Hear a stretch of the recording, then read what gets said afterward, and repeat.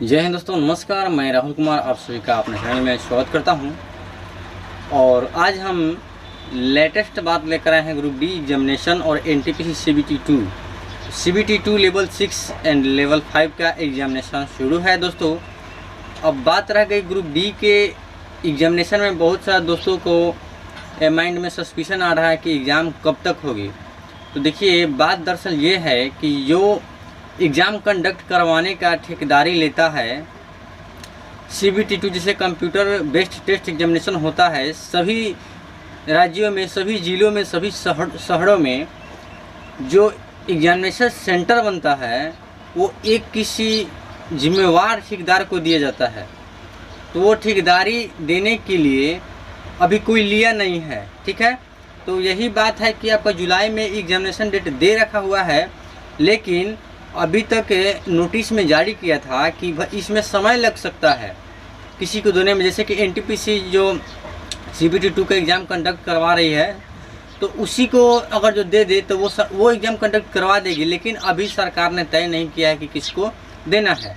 तो अब आज सभी एस्पिरेंट से मेरा यही कहना है कि जो भी एस्पिरेंट है प्रिपरेशन कर रहे हैं वो ज़रा सा नोटिस पे ध्यान नहीं देना है। आपका एग्ज़ाम कंडक्ट करवाई जाएगी और इस एग्ज़ाम के बाद में आपका कोई एग्ज़ाम होने वाला नहीं है, इतना याद रखेंगे।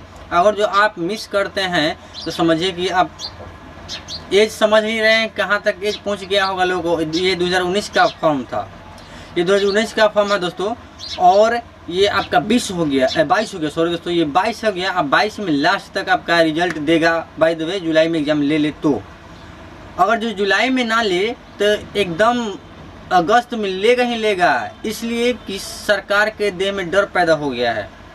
अब डर पैदा होने का जहाँ तक बात है, मैं समझाने की कोशिश करूँगा कि जब बोर्ड ने, रेलवे बोर्ड ने जारी किया था कि CBT एग्ज़ाम में हम 2 एग्ज़ाम लेंगे, CBT1 एंड CBT2, तो हमारे महान टीचरों ने, अच्छे गुरुजनों ने और सारे विद्यार्थियों का यूनिटी ही ये आपका CBT1 कैंसिल कराया। अगर जो स्टूडेंटों में यूनिटी नहीं रहता, टीचर्सों में यूनिटी नहीं रहता, तो सरकार अपना खेला खेल लेती।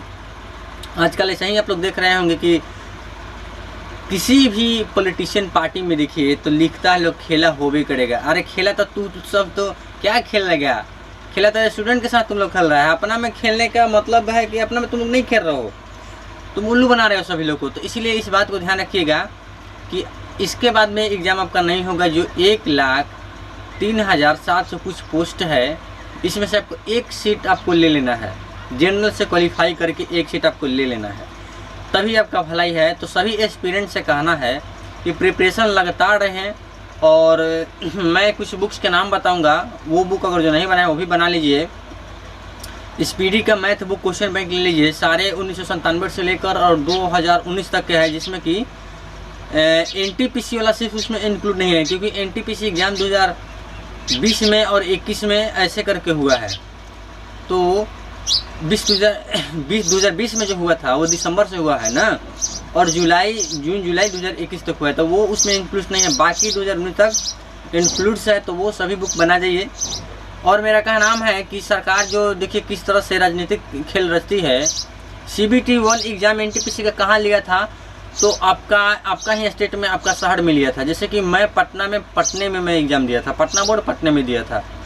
अच्छा, इस बार CBT2 का एग्ज़ाम मेंस का जो एग्ज़ाम दे दिया है वो आगरा दे दिया है, और साथ में BPSC का एग्ज़ाम है, बिहार पब्लिक सर्विस कमीशन, जो कि A लेवल की नौकरी होती है।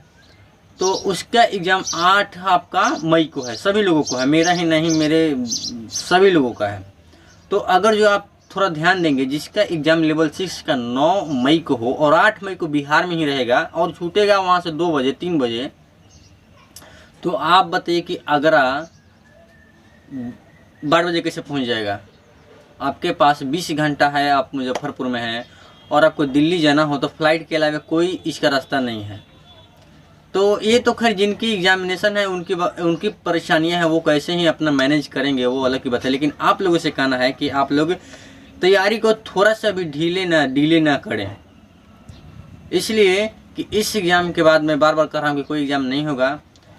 और सरकार की कहनामा है कि मैं अगले इलेक्शन में आपका इतना बहाली दूंगा, अगले इलेक्शन में अगर जो आप मुझे जिताते हैं तो ये बहाली देने का जिम्मेवारी ये सरकार दे रही है। जैसे कि हमारे गृह मंत्री home minister of India Rajnath Singh ji कहे थे, अमित शाह जी कहे थे उत्तर प्रदेश के इलेक्शन में कि युवाओं साथियों, मैं आप सभी से कहना चाहता हूं कि जो भी 12वीं पास करके इंटर में एडमिशन लेंगे या इंटर पास करके 12वीं में एडमिशन लेंगे, उनको laptop and Android phone handset जो होता है वो देने की काम बीजेपी सरकार करेगी। अब पता नहीं वहाँ मिलेगा कि नहीं मिलेगा, ये तो हमको कंफर्म नहीं है, लेकिन जो भाषण में है वो बहुत दम होता है इन लोगों का। सरकार देखिए, एक्टर और लीडर इसमें दोनों में कोई ज़्यादा समानता नहीं है। ये एक्टर जो होता है कि जो भी अभिनेता होते हैं वो दर्शकों को लुभाते हैं अपने भाषा के थ्रू, मतलब कि अपने बात के द्वारा लोगों को आकर्षित करते हैं और उनका फिल्म हिट हो जाता है। नेता का भी सेम वही रूल है दोस्तों कि अपने बातों को द्वारा सभी को अट्रैक्ट करते हैं, आकर्षित करते हैं अपनी ओर कि मैं हूँ तो मुमकिन है, अगर जो मैं नहीं हूँ तो कुछ भी नहीं है। तो ये सब तो इनके भाषण प्रक्रिया चलती रहेगी। तैयारी बस होना चाहिए। अगर जो आपको किसी भी तरह का परेशानियाँ है तो आप हमारे चैनल पे जरूर कमेंट करिए। जिनका भी स्पेशल कोई चीज़ डिफेंस का एग्ज़ाम हो तो मुझे एक बार ज़रूर बताएं, और तैयारी में कहीं भी दिक्कत हो तो हमसे ज़रूर संपर्क करें। जय हिंद दोस्तों, मिलते हैं नेक्स्ट वीडियो में। धन्यवाद।